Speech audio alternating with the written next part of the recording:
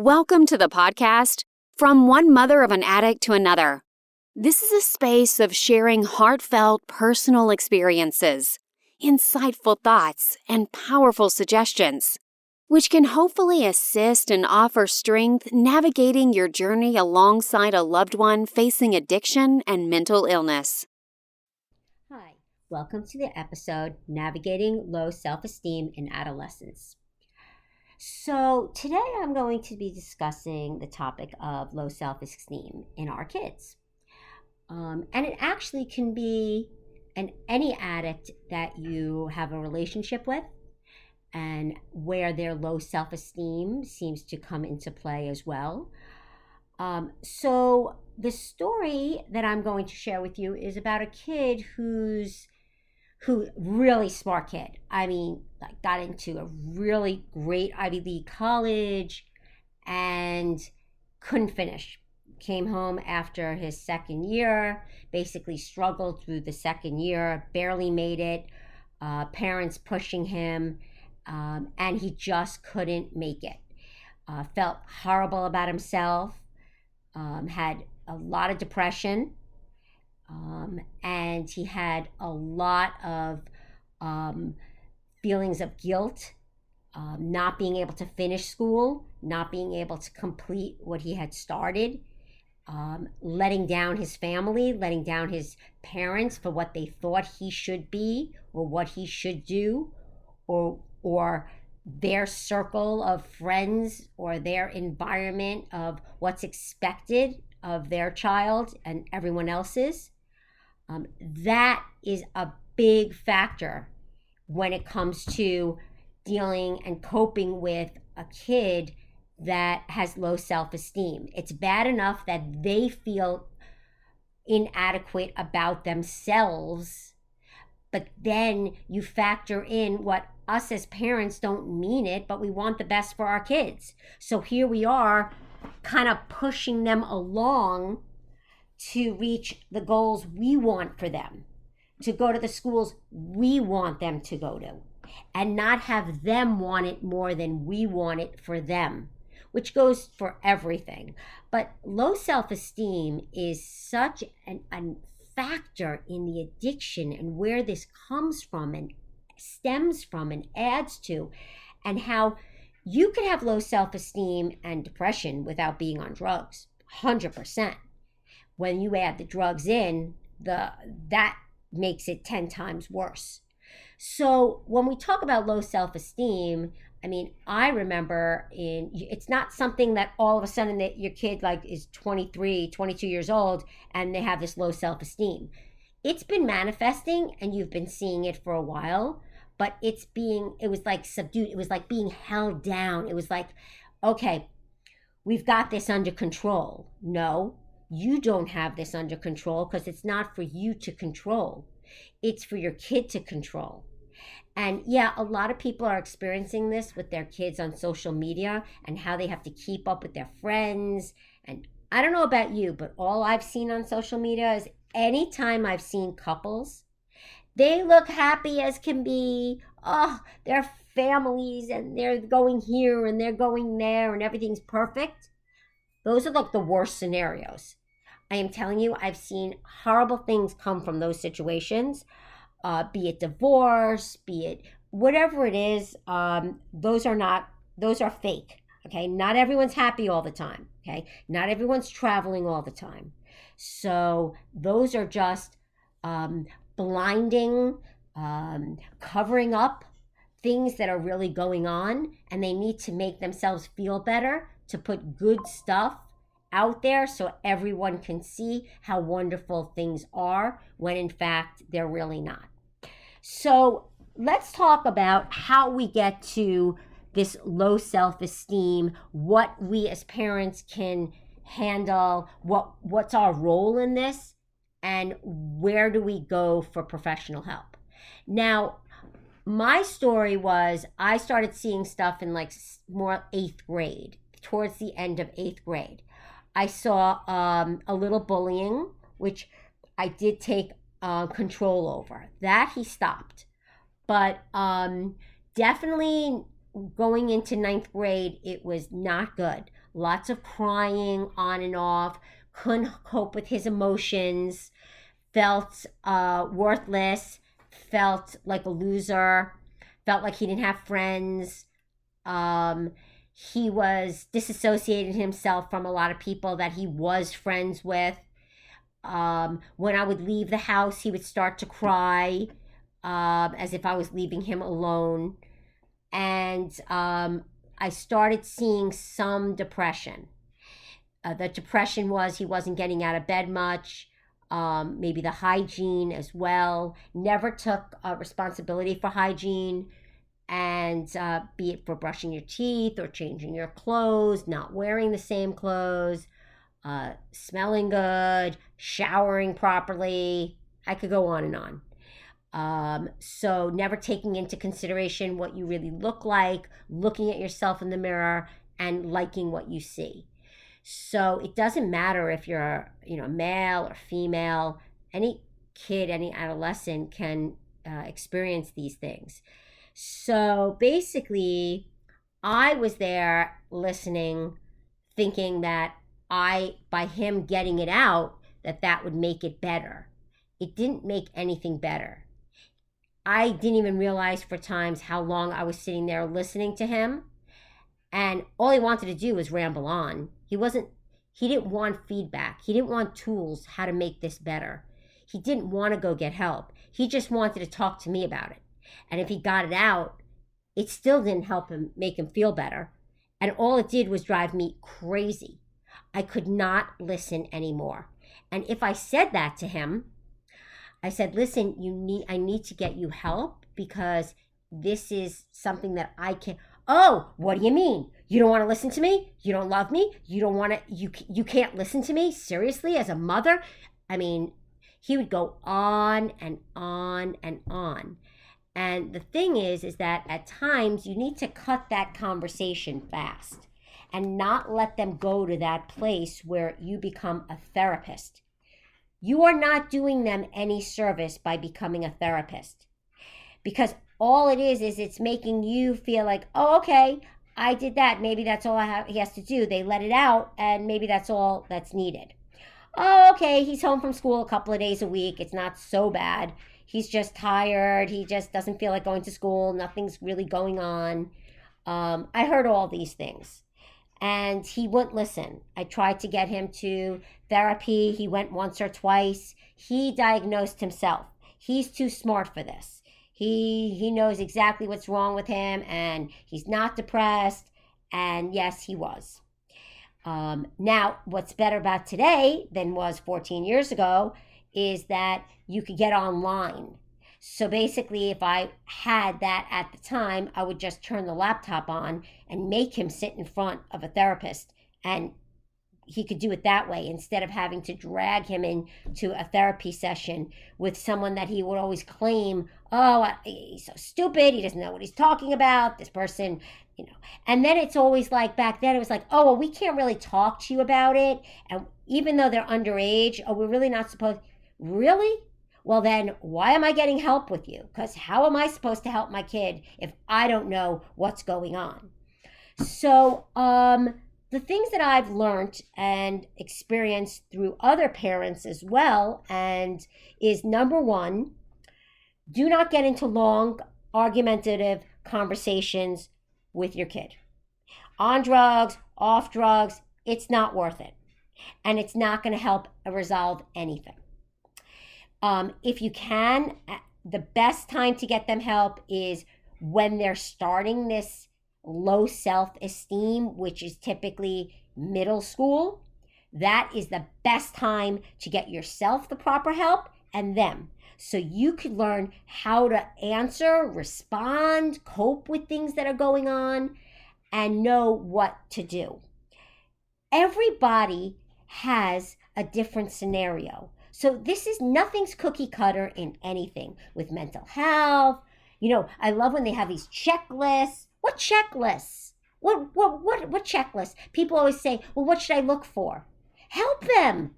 The therapist, nobody ever says what to look for. Yeah. You see when your kid's not leaving the house. You see when your kid's not interacting with other kids. You see when they're withdrawn. You could see that they're not doing anything on a Saturday night. Why? Why aren't they? Why are they not getting up and going to school 3 days a week? Huh? Why are they not getting out of bed till noon, 3, 4 o'clock in the afternoon? Why are they graduating? They come home, they live at home, they don't have a job, and they're not leaving the house. And they're not getting up. They're doing nothing. They eat and go back to their room. What's going on? Is that something that you're not acknowledging? Of course you acknowledge it. But what are you supposed to do? How do you get them help if they don't want to get help? And then you get them help in 1 hour a day and they go see someone and that's supposed to help them? No, it's not.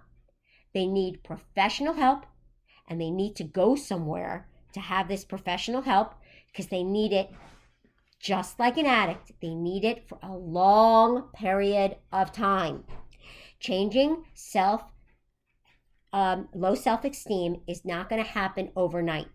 They need to be taught tools. Now, there are outpatient low self-esteem, depression type of groups and programs, which is called IOP, which can really help. And those are great as well.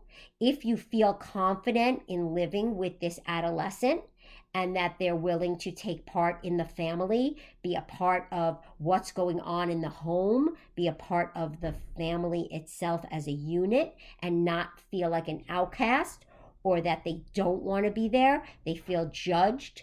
It's much better when they do this outside of the home.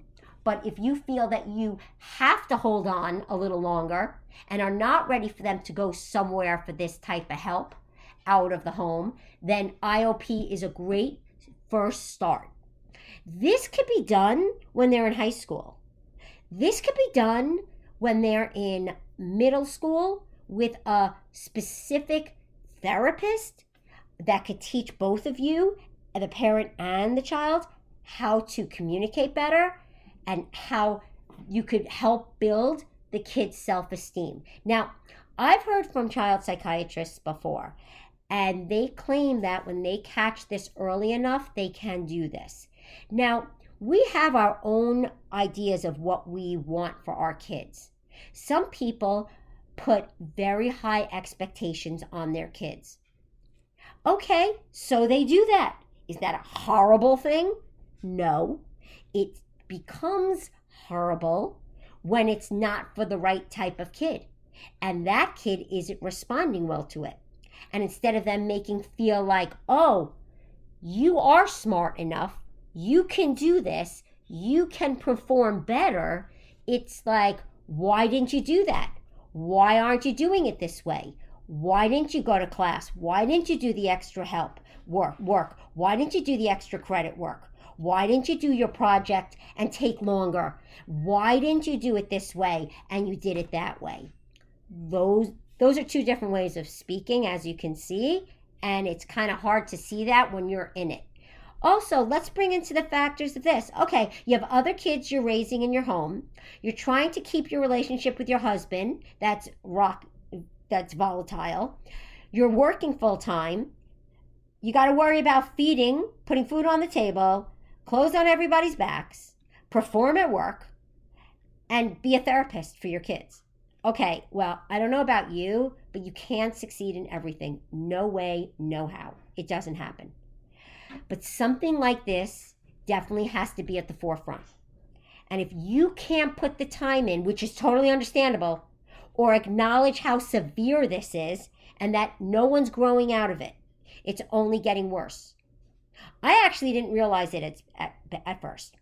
I started realizing it more and more when, I'd go to his car and it was filled with garbage and as if it was a homeless person living in his car and his trunk.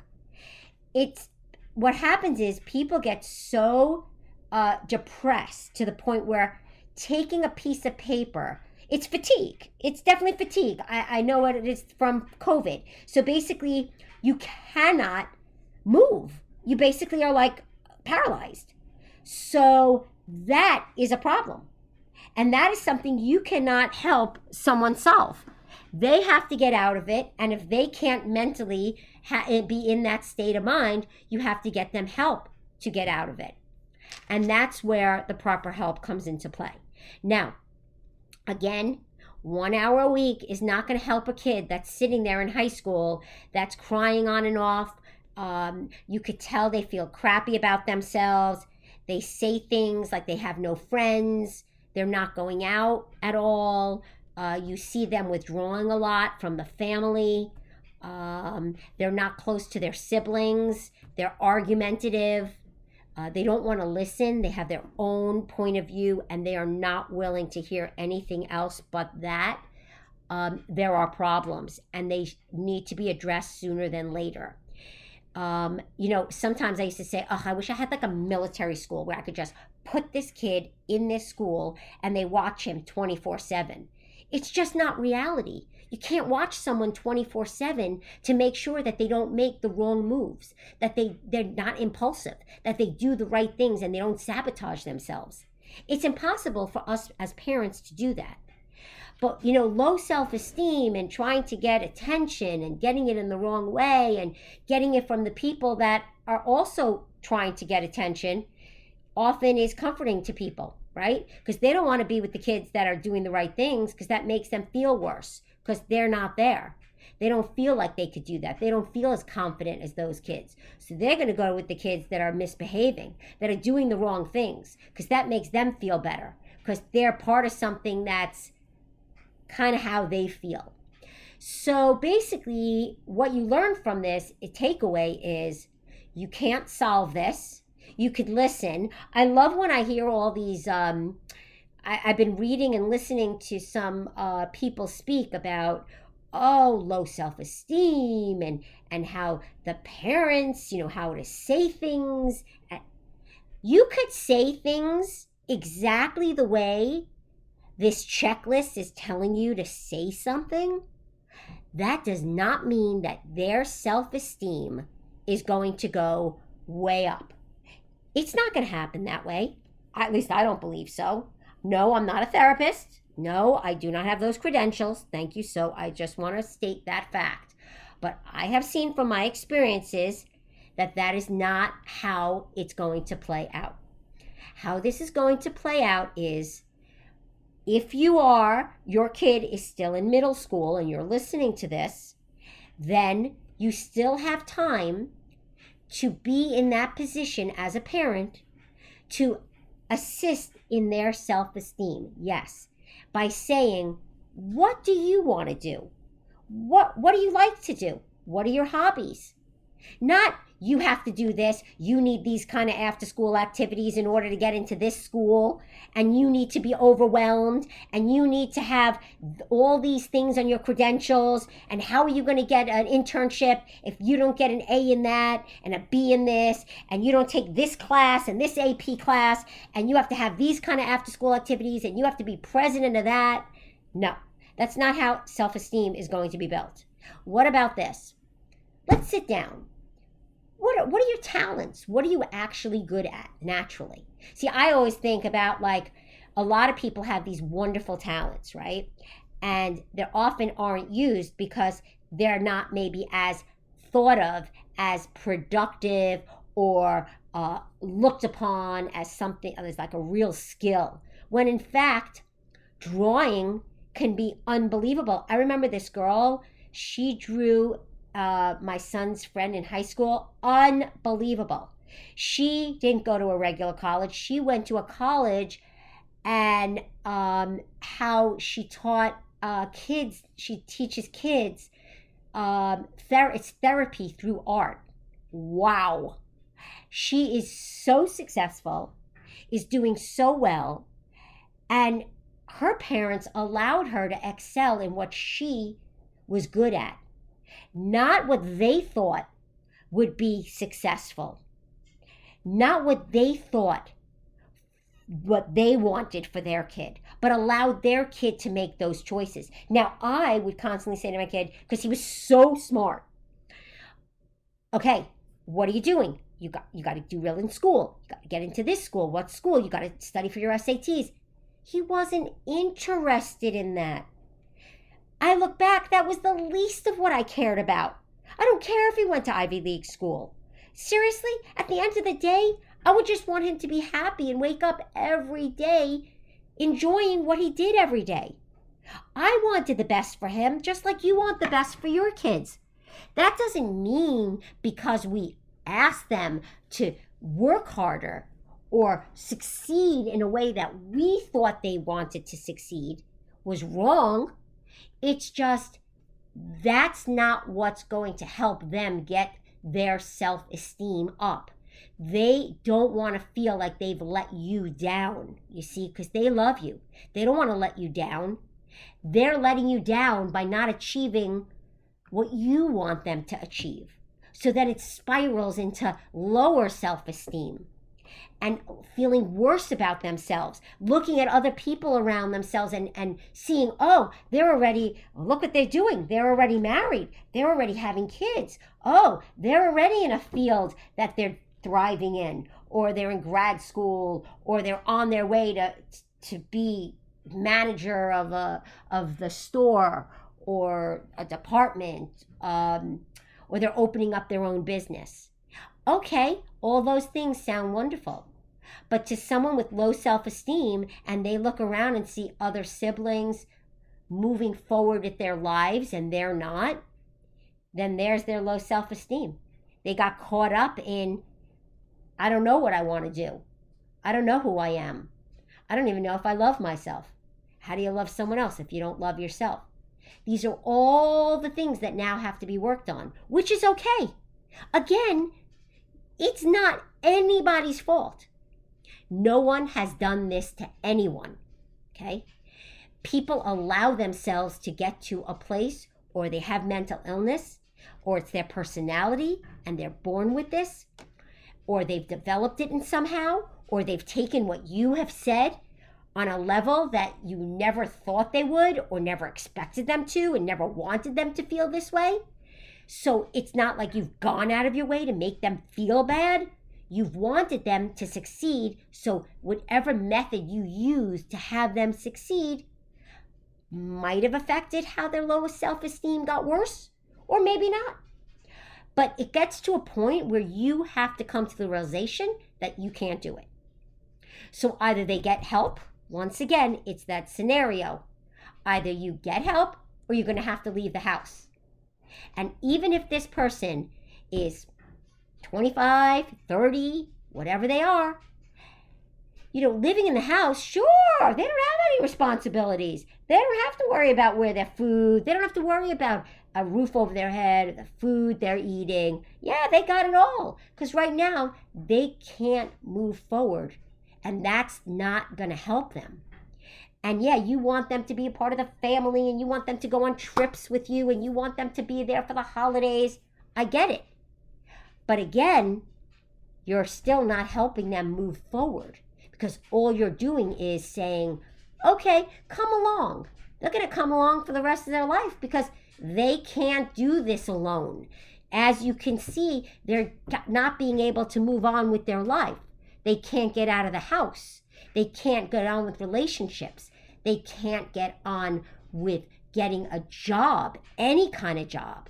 They can't decide what they want to do or who they want to be. So living in the house under your roof is not going to help it anymore. It actually makes them feel worse, because it makes them acknowledge daily that they're a disappointment to you, and you're just constantly on them. You've got to move on. You've got to make this decision. You've got to move on with your life, and they're not moving on.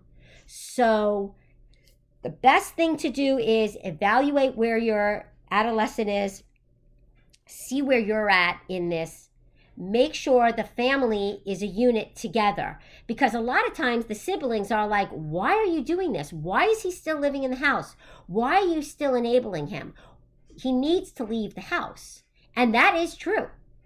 So then it becomes a lot of animosity, and then it starts breaking up the family, just like addiction. There doesn't have to be addiction in here with low self-esteem. Often people with low self-esteem will start to take, smoke pot, they'll start drinking, they'll start trying to fill themselves with whatever they could to make themselves feel better. But as far as low self-esteem, you and I both know, like anything, we can't solve this. So please don't take it upon yourself to solve anything. You can't. Nobody can. But bringing in a third person might be able to. Bringing in a third person, a coach, maybe not a therapist. A lot of times people don't react well to therapy. They feel like they're being judged almost. But maybe a coach, maybe someone that comes in almost like a distant friend. Nope, they don't know this person. It's coming from someone that's not their parents. No one that's just telling them to do something, but they could think clearer because they don't have that guard up. And that's the kind of person you need. That's why consultants and interventionists and coaches of any sort are amazing. Or finding the right type of therapist that doesn't answer back in a judgmental way, but comforts them and gives them tools, and just doesn't listen, but gives them tools as to how to make a next step. If your kid is with the same therapist for over 2 years and nothing's changed in their lives, well, then you know what? You need to get them into a different system with a different person, or try something new. Because at this point, that's not working, and you shouldn't be waiting that long to get to that point. You need someone that's going to help them implement new things, new life skills. It's all about life skills, how to live with what we're given, how to live our lives with what we are given. And just like parents, we need to learn how to address, how to live with a child that has low self-esteem. How do we live with an addict? How do we live with a child that's been estranged from us for over 2.5 years? These are all things we need to learn how to do. Because otherwise, you're sitting there and you're wasting your life over day and day and day in and day out. And then that's when all the family starts imploding and everything else starts falling apart. Your relationship with your spouse and everything else. So do yourself a favor. Evaluate where you're at in your house. Evaluate what's going on with your adolescent. Who really needs help in that house? And maybe you need help as well. Maybe you need to just get some tools. Talk to someone. See what's not working for you.